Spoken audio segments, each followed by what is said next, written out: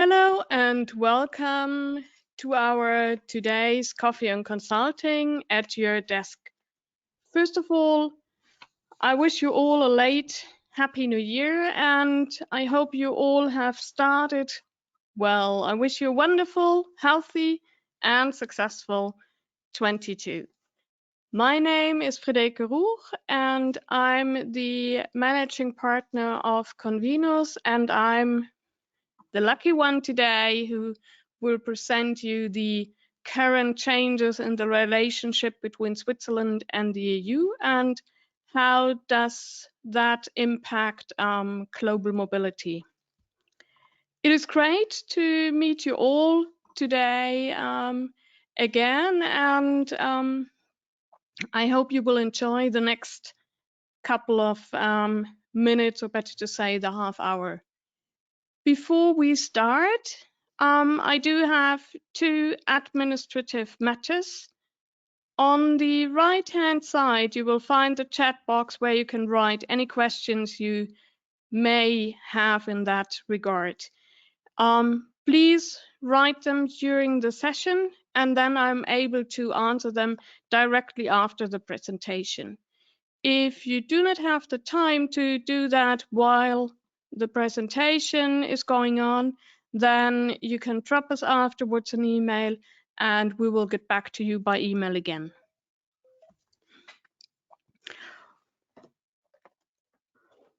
And the other thing is there's another box where you can actually download the presentation. Please do that while the presentation is going on, so that you can have the slides later on for your file. In case you do not find the slides of the presentation, then there's no problem at all. We will send you in any case later on the presentation. So let's start with our current topic.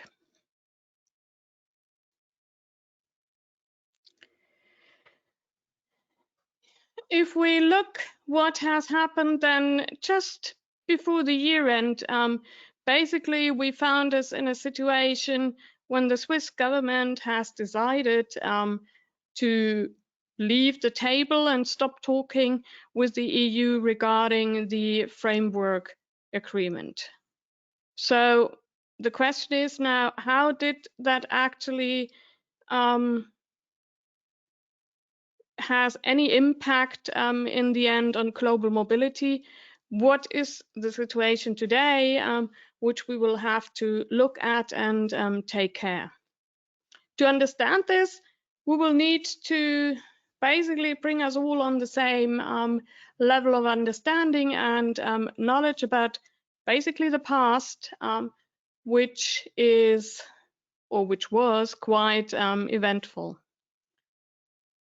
So if you see, or what you also can see from that slide is the relationship between Switzerland and the EU is quite tight. Even Switzerland did not join the EU and also did not join the European Economic Area. We are quite tightly connected. If you see and look at the list here, the agreements go back to 73, when the first agreement was concluded about the free agreement on free trade.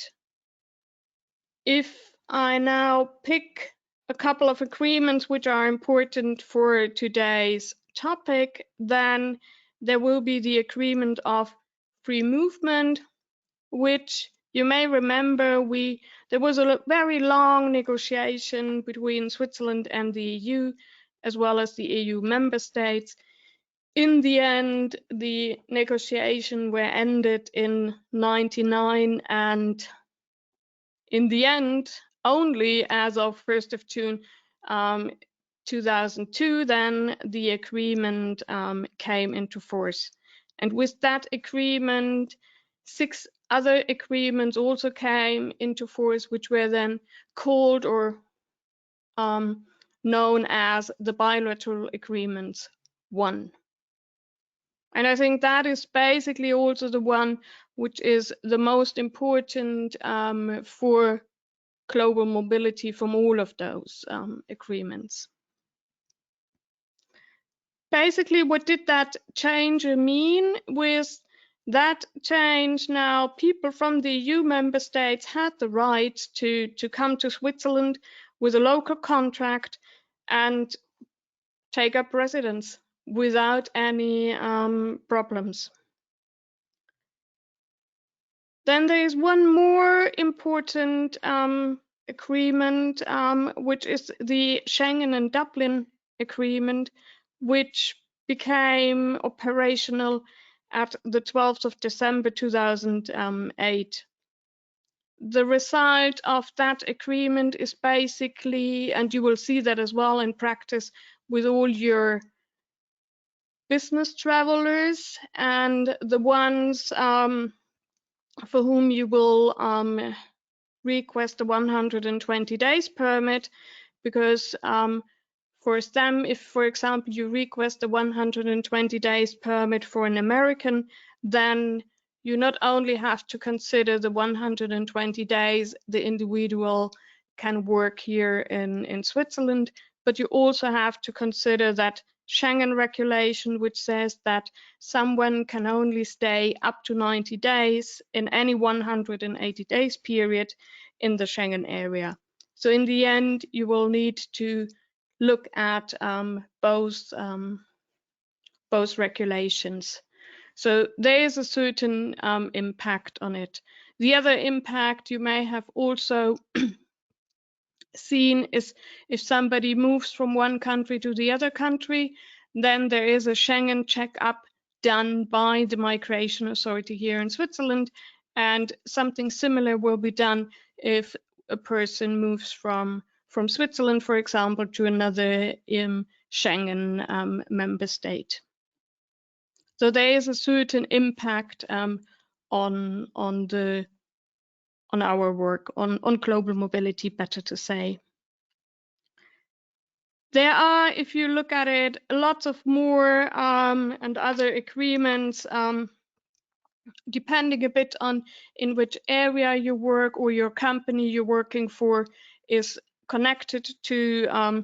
They may have more or less also kind of influence when you then send people from one company or affiliated entity to another one in a different country permanently or temporarily.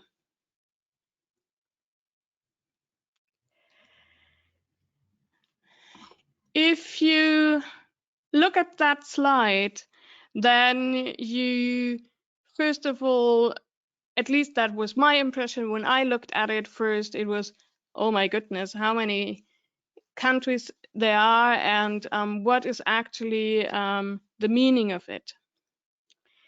I found that graphic quite good, because sometimes it is hard to not get confused with these different countries and what is actually the Schengen area, what is the European Union, what is the economic area. So to see which country belongs to what kind of vehicle, you will have here, you will find basically here the answer to everything. If you look at the pale blue or light blue circled countries, that is the European Union, and all these countries in that kind of circle are belonging to the European Union. And then you will find the red circled area, which is the Schengen area.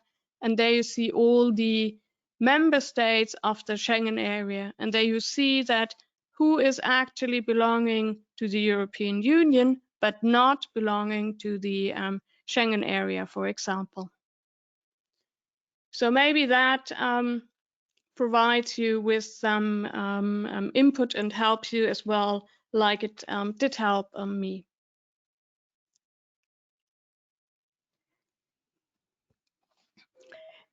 as said before, it's for today's topic, the agreement of free movement is definitely the main important agreement. In the beginning of the agreement on free movement, there was a huge discussion and fear about the consequences of a lot of people moving to Switzerland from abroad, was resulting as well in a high unemployment rate, and it was meant that there most likely we will end up in a bad economic situation. And then in the first couple of years, we have seen there was a high number of people coming to Switzerland every year. However, when we now look at the numbers and then look as well what happened then in between from those beginning years to now, then we also see that the numbers actually decreased and now kind of went to an average number. We saw also that lots of people actually moved back again after they've done their job. It was not that they just then were living or staying in Switzerland. If they didn't find another job, then we saw that those people actually moved back home. So today, I would say we have an average kind of normal number, which we can definitely work with. And if we look at our unemployment rate, then definitely the prediction that we will have a very high unemployment rate and it would be very bad having all those people coming to Switzerland, that actually was not the case. Now, all the other agreements, which we've seen on the earlier slide, they got extended automatically when a new member state joined the EU, like, for example, Bulgaria, Romania, or then the last one, Croatia. All those agreements automatically just kind of took those countries on board. Now, with the agreement of free movement, that was not the case. There was always a new kind of sign-off, if a new member state came along. You may also remember that when we had these new member state, or when a new member state joined the agreement on free movement, then there was first of all a transition period. And in that transition period, Switzerland as well as the EU were able to look at it very closely on the numbers. And if you also remember, we had then also quotas in place where we were able to see whether we need to do something from a Swiss point of view to kind of influence in it and make a halt. The last of those transition periods just ended, and that was for Croatia. It ended just now, end of 21. Looking at how the EU or the number of member states the EU now has, we have now 27 EU member states and Switzerland. And if you look at whether there will be a new member state coming along or with the situation there is, currently it is not foreseen that there will be a new member state joining the EU. However, on the other side, there are still rumors about the one or the other country not being very happy with the EU, the administration, and the whole regulation board, I would say, and they would like to leave kind of the community, like the UK. But I think most of them at the moment are just looking at how will it really be for the UK not being a member of the EU any longer? What will be the consequences? And then maybe we will look at that in a couple of years and then see that maybe the one or the other country will also leave.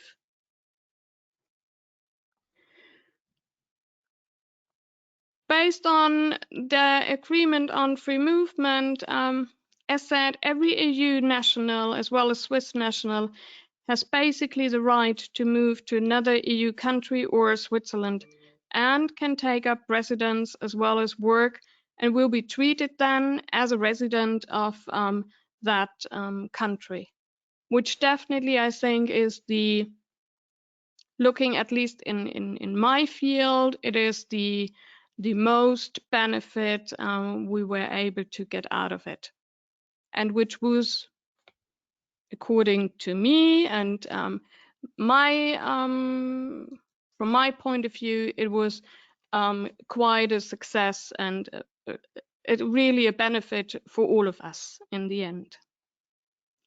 Now, what is the current status of our relationship? Which, if you look at what we've seen in the last couple of slides, goes back over 30 years. In May last year now, Switzerland decided not to sign the drafted framework agreement, which basically included 5 existing agreements, of which the agreement of free movement was one of it. In November, then Switzerland stopped any talks with the EU, and the EU as well as Switzerland basically decided to go back again to start the discussion about the situation and what should happen or could happen for future and how they can actually still conclude all the tasks they were supposed to do at the WEF in Davos. Now we will see what will happen, whether the WEF, whether they will end up starting those discussions or not. The thought was that the drafted framework agreement basically included 5 existing agreements, of which was one the agreement of free movement. So that framework discussion was quite essential for our major agreement, which I think we are all quite happy with it. Now, based on the fact that Switzerland ended that discussion as of the 1st of January this year now, the EU has created a special department in which now Switzerland belongs to, and they belong to, in addition to the UK, Norway, Iceland, Liechtenstein, and the smaller ones like Andorra, San Marino, and Monaco. Switzerland, I would say, is not quite happy with it, as now definitely the goal from the EU is that all partners of that group, they call it the West European partners. Basically, those are countries which have, in one or the other way, a connection to the EU, and they should be dealt with in the same way or treated as well in the same way. And based on that, that also means that Switzerland definitely will not be able to get, most likely, any kind of special treatments and any additional extras we usually want, and therefore that might be a bit difficult now for us to get away with the kind of dealings we had in the past. Now, from a Swiss point of view, we definitely would like to have all our interests taken care, as well as that we do want to be integrated again in Erasmus Plus and the Horizon Europe program, where basically it is about the further education and training, which is quite important for Switzerland, and therefore there's a huge interest in getting those agreements back on track.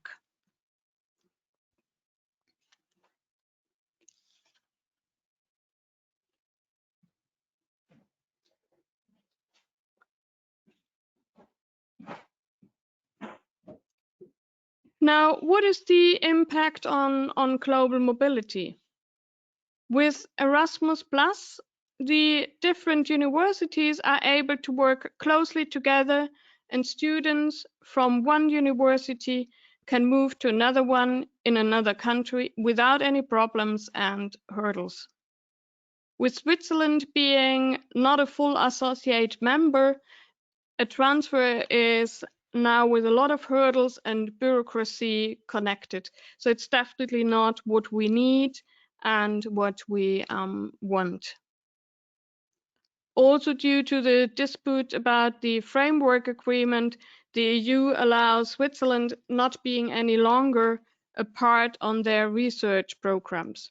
So Switzerland has provided a solution to that we still can join the Horizon Europe programs, with basically saying we pay the Swiss researchers ourselves. So just to have the Swiss researcher back in the program. Now, that also might not be the ideal situation. However, it is the only solution at the moment they can think of. Otherwise, they will just really lose out on all those opportunities. The last point on that slide, and I think that is basically the higher impact on global mobility, is that for this year, most likely, there will be, in regard to the agreement of free movement, no impact at all, because at the moment everything kind of stands still, and all are just looking at what the situation will be, what it means really for us, and seeing to find basically a solution for the future. However, we still need to look at or see at some point we may end up in a similar situation as the UK status and all the other countries in that small group we have seen. This also means that it will not be that easy then to locally move from one country to the other country, which currently the situation is that is easy to move from, for example, from France to Switzerland or from Austria to Norway. So there's no problem at all in that.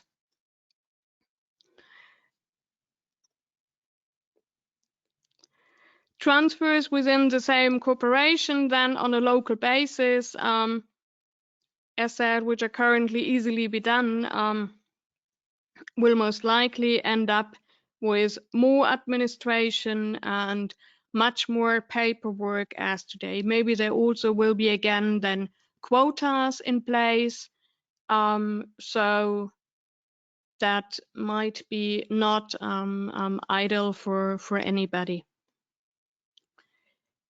From our perspective and what we see as a positive side effect, there could be that issue with the social security treatment. And I'm now actually referring to the 25% regulation, which will not be any longer applicable. If you now look at the following sample with me, where you can think about a cross-border worker living in Germany, having his employer in Switzerland.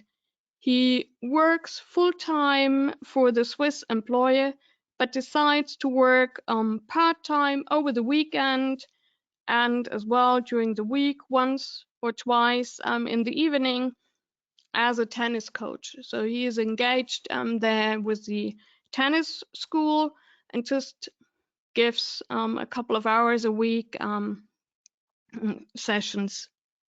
Now, if that works out to be about 30% of his time, on top of it he spends now as a coach, then based on that and based on that 25% regulation, the Swiss employer would now be in a situation that they would have to pay and deduct German social security contributions and not Swiss ones any longer. So the situation the Swiss employer is in it basically is that either he forbids the employee to work more than those 25% in Germany as a coach, or he has to deduct the German social security contributions. Now, just deducting German social security contributions is not a big issue. I mean, yes, there needs to be a kind of a different administration in it, but it's not a problem. However, it's not just the changing of the social security contributions, but it's also the change of the system of entitlement of salary payment in case of sickness. So there's just a lot of more to it than just the change of the contributions. So if the 25% rule is not applicable any longer, then basically that would mean that the Swiss employer would just have to deduct on the Swiss salary, the Swiss social security contributions. Everything will be good. Everybody knows exactly what they are looking at. In case of sickness or anything, Swiss regulation will be applied for, so no problem at all. In case, and then in the German tennis school would just have to deduct the German social security contributions on the German salary. So from my point of view, and looking now at all the issues we have in practice, that would be for everybody involved actually the better scenario than before. Now, that would be one part of an impact in case there will be not found any kind of solution between the EU and Switzerland. But as said, that will be not coming up this year. We will have to see for how long and how patient both parties will be in order to now get to the next step. As currently now, it's not clear what all the consequences we will end up with. We just can guess that there will be most likely a similar treatment like the way they did it with Brexit, so like the UK. And definitely there will be no special treatments any longer for Switzerland. Currently we are still, or Switzerland is still a good and very valued partner, and therefore they really try to find a solution. But at some point also the EU will say, okay, if you don't want to kind of compromise on certain things, then at some point we just need then also to end up the whole situation. Now, before we come to an end with the presentation, one last sentence in regard to the assignments. If we look at the group of expats, assignees, or business travelers, then those are not affected on that free agreement on free movement of persons, because they had not been affected by it before, and then there will be no difference then in the future whether the free movement agreement on free movement will be adjusted or terminated or whatever the decision will be. There's no effect on it at all. That also means we are now coming to the question and answer part, and I will be happy to answer all your questions now. Let's see. So the first question is, I will read it out loud.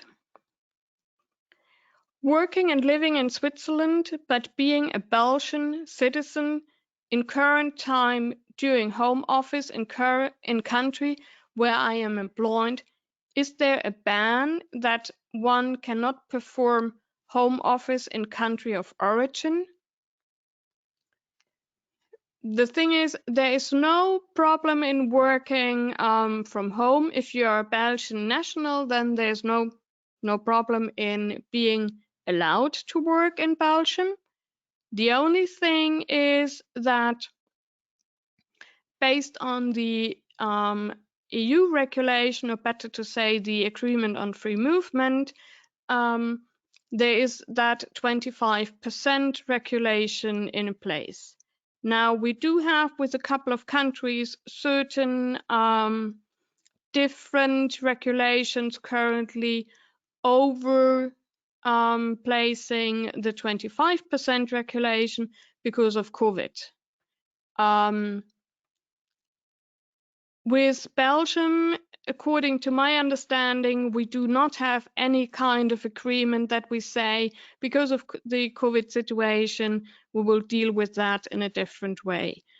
So basically, that means if you are employed in Switzerland and doing home office now in Belgium, which means you would have in Belgium as well a kind of residency, then you're only allowed to work there for up to 25% in order not to jeopardize the Swiss Social Security regulation.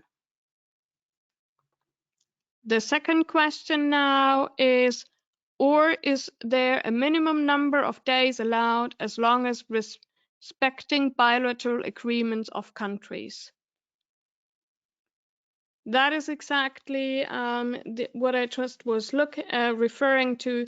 It's the 25%, which is basically about 1.5 days per week in which someone can work in the home country and still not being subject then to the Social Security liability in the home country, but remaining in the Social Security system in the host country.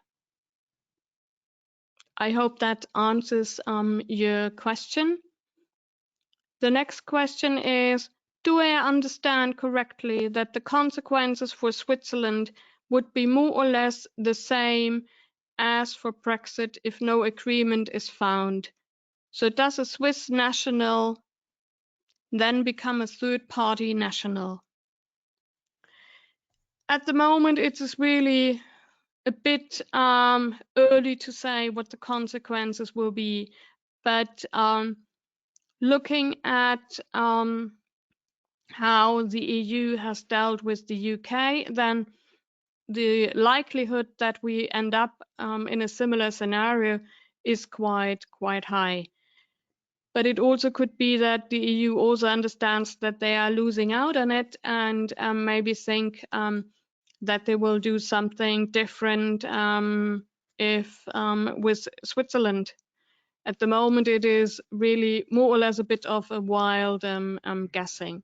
But I think we need to really be careful with what we do, because we still need, I think, the potential and the employees from the EU member states, and we are quite lucky to being able to have them here working quite quickly and without a lot of administration. The next question is, could you please elaborate more on the reasons Switzerland decided to suspend negotiations with the EU? Do I understand correctly that EU and not Switzerland were interested in changing previous agreements with regards to free movement? Thank you. It was not just that Switzerland wanted to discuss it. There is a kind of end deadline on these agreements, and at some point they needed to think about again and started again to see what had been concluded in 99 and what is actually what we need for the future. And Switzerland then, as well as the EU, decided that basically such a framework agreement would be a good way to proceed. And until, I would say, 2 years ago, everybody was more or less in line with it. And then, I mean, we had a couple of initiatives where we voted or had to vote for. And then in the end, at least what we can see in the media, as well as what we understand from the government, is that there were tiny things where Switzerland said we cannot basically change on that. We do not want to have it challenged. One was about these the salary dumping and the minimum salary, as well as that 8 days rule, that we say that if someone is coming to Switzerland, working here for those 90 days, then we do want that somebody actually registers with that notification process 8 days in advance. And the EU said that 8 days, it's not quite practical, which, to be honest, is also true. And there was a huge discussion, which I think in the end, if we would have made a compromise, but it's also easy to say if not being in the middle of the whole discussion and having then lots of different parties with all their interests involved on the table. Yeah, then maybe we could have now ended up with it and had concluded the framework agreement and everything would be in line. But it's hard to say whether that would be then the best scenario for Switzerland. From my point of view, and just from the way I see it, Switzerland is benefiting from the current situation and is not actually losing out on it. And it would be sad and I think not in the best interest if that kind of agreement agreement would actually be terminated. The next question is, what are the implications if your family center of life remained living outside Switzerland?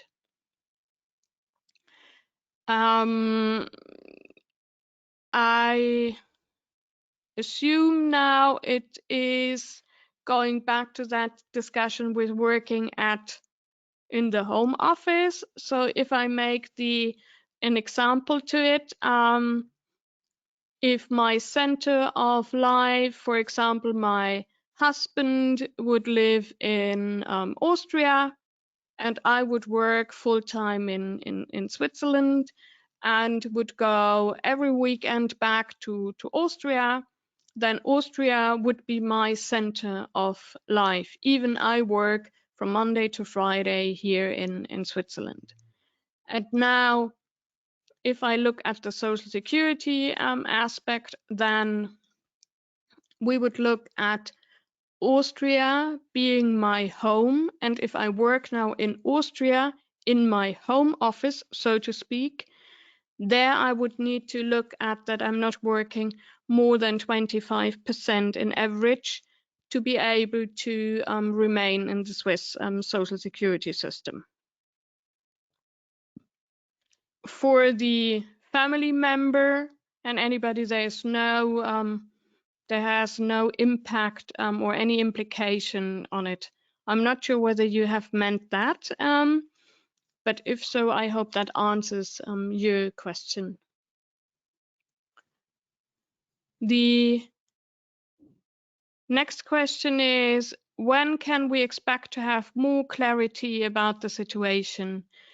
I would guess that by the end of the year, and if we then see whether Switzerland and the EU somehow actually did meet again and have maybe tackled their matters, we know a bit more. But until then, I think at the moment we just really have to be patient, drink coffee or tea, and just wait until they make the next step. We thought even there is not that much clarity at the moment. We just thought it is good to tackle that subject, as it was one of the things which I at least did not really see coming, and think we will have to look at it a bit closely to see what it will bring us for the next years, and would be good to be just aware of it. So in case you still have any questions, then just send us an email later on, and I'm happy to answer them. Before we end the current coffee and consulting event, what you can see from us, or to give you an impression what we have planned for, there are two things in regard of half-days seminars. Based on the current COVID situation, we still do not really want to go back to effective seminars in presence. Even we really would like to meet you all personally. So on end of March, we have one about remote working, and in September, then one about business travelers. And then here you will find our webinars we have planned for, and the next one is towards end of January about the tax at source calculations and what you have to look at in practice. I hope you enjoyed the today coffee and consulting event, and I'm happy to see you and meet you next month on a Monday again at the coffee and consulting. And I wish you a great afternoon and evening and a very nice week ahead. Thank you for your time.